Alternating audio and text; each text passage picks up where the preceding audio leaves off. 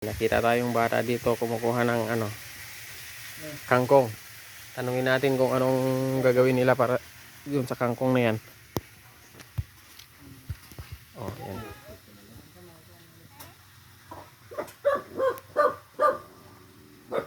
Anong gagawin niyo sa kangkong?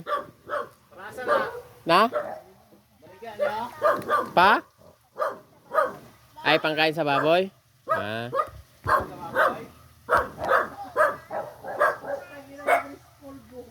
Bakit kayo ang kumukuha? Bakit kayo ang kumukuha? Ha?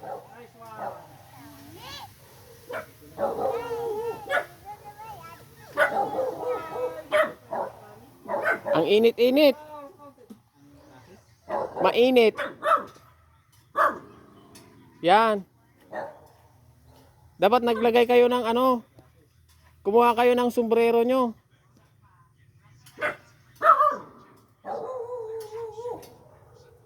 Sanay na kayo sa init? Sanay na kayo sa init?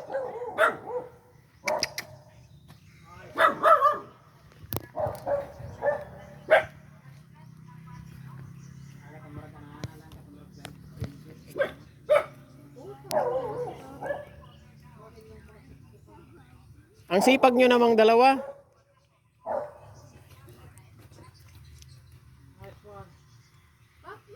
Saan pumunta yung papa mo?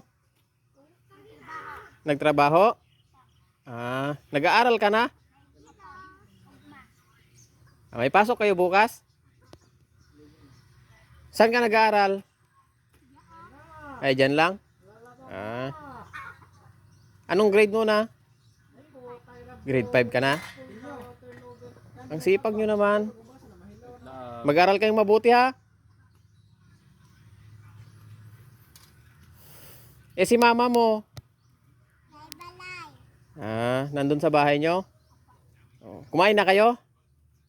Tapos na?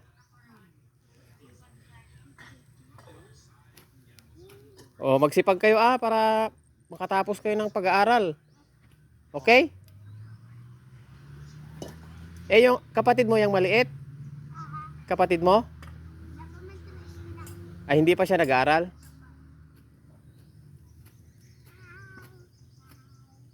Ilang taon na yung kapatid mo? Ilang taon na? Ay, 3 pa lang? Ah. 2 lang kayo? Ah. O, sipag lang ha?